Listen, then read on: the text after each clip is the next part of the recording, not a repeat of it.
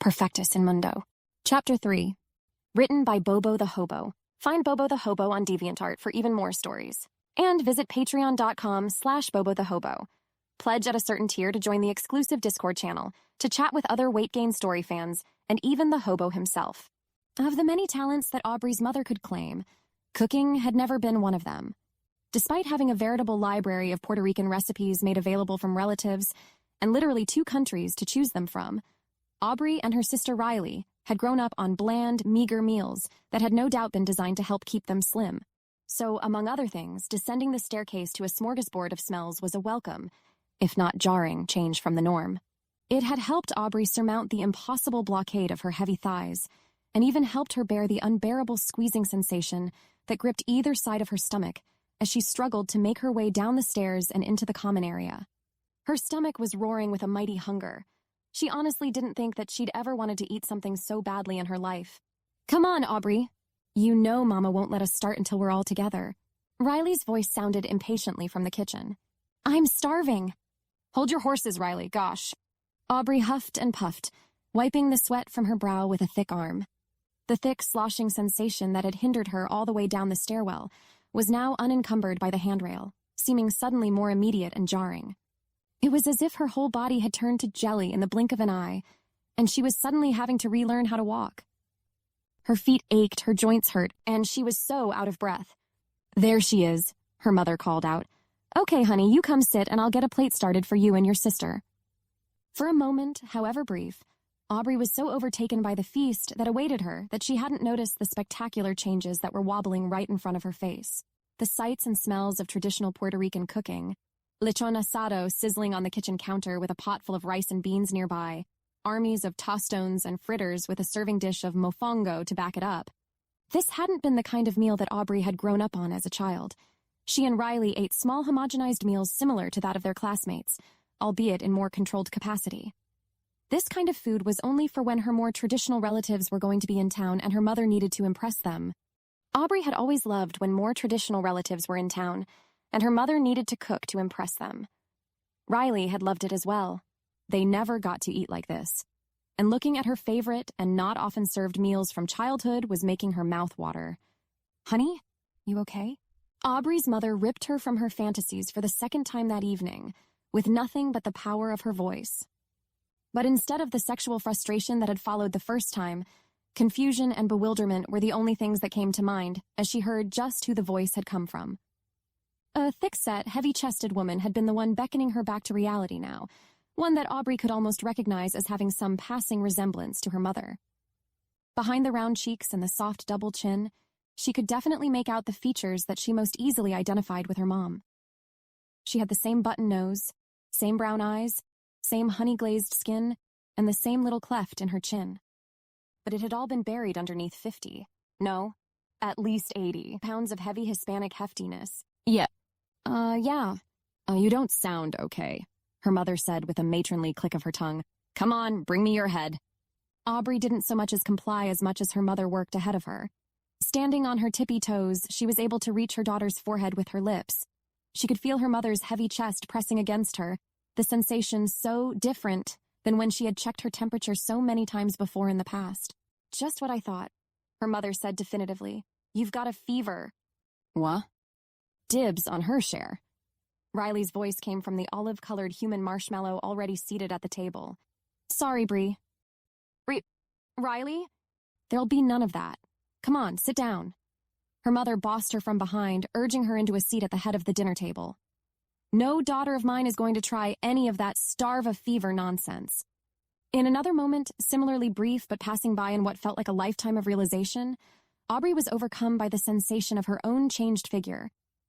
Her hands had placed themselves idly on the swell of her stomach as it ballooned outwards from her waist. She could feel the fact that she was so much thicker and heavier. Her arms were so bloated and heavy that they were pinched by side rolls. And as her mother ushered her towards a seat at the head of the table, she could suddenly recognize just how heavy her legs, calves, and thighs felt.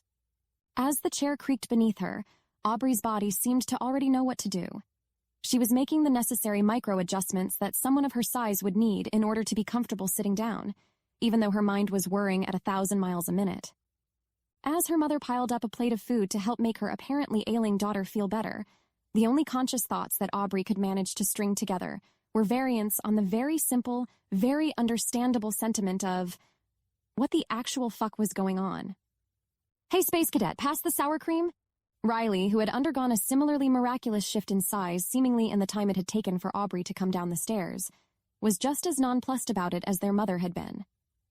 The fact that years of being a personal trainer, minding her own physical fitness, and a general sense of activity that had eluded Aubrey thus far in life had all been flushed down the drain in, almost quite literally, the blink of an eye didn't seem to faze her.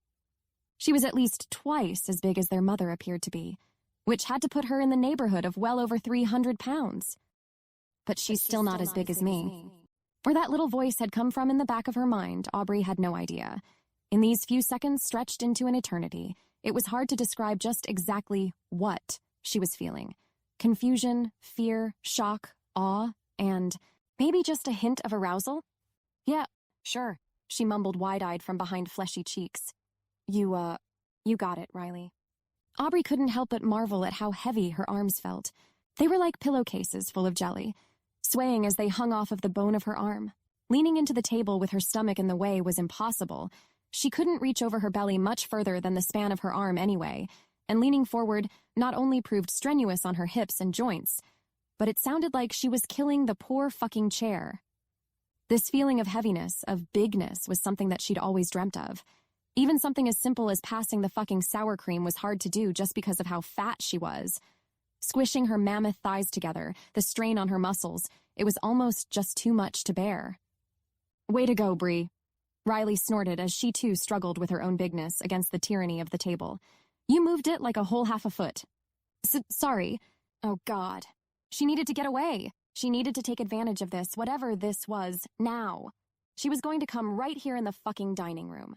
She needed to feel this with her very own fingers. She needed to know what it was like to have to wrestle with her fat gut just to get her fingers inside. But at the same time, "Don't apologize, baby. You don't feel good."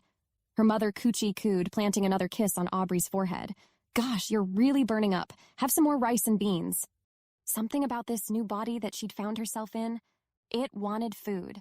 Almost as much as her brain wanted to wrestle with the stairwell so that she could get some private time. Maybe even more. With all of this laid out in front of her, Aubrey could barely think straight in the first place. But dealing with an overwhelming desire to go upstairs and explore how real whatever this was could be. And another one that told her to sit her fat ass down and eat everything that her mama put in front of her. She was one woman torn, and big enough for both sides. Oh. Did you say something, honey?" her mother asked, having just barely sat down herself. "Do you want some more of anything? I knew I shouldn't have sat down." No, Mama." Aubrey panted, her fat cheeks flush and red. I'm fine. I don't need any more."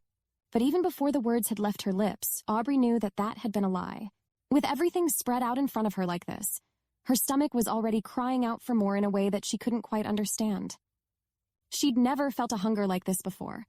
Was it because of her body? The weird changes that had taken a hold of her and seemingly everyone else in her family? Being so big? She'd naturally require more food, right?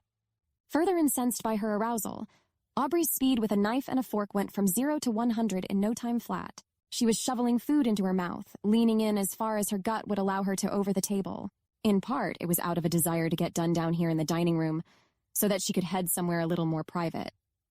But at least most of it was out of a new, strange desire that told her to stuff her face with as much food as possible, and for as long as she could stand it. God, this was so hot. Even the logistics of it were enough to get Aubrey hot and bothered. All of her adult life, she'd wanted to be big. She'd fantasized about it, dreamt about it, and written it off as a complete impossibility. But this was the most realistic fucking wet dream she'd ever had in her life.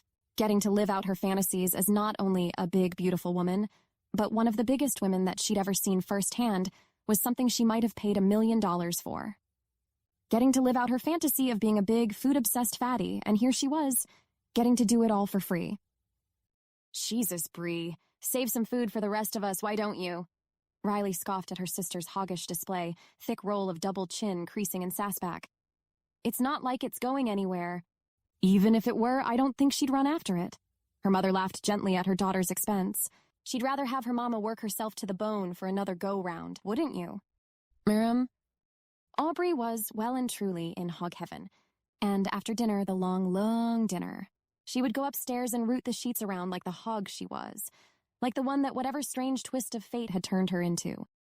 And after an intimately satisfying night, she woke up filled with that same shock, awe, and lip-biting bliss to find that everything was still the same as when she'd fallen asleep. End of chapter 3.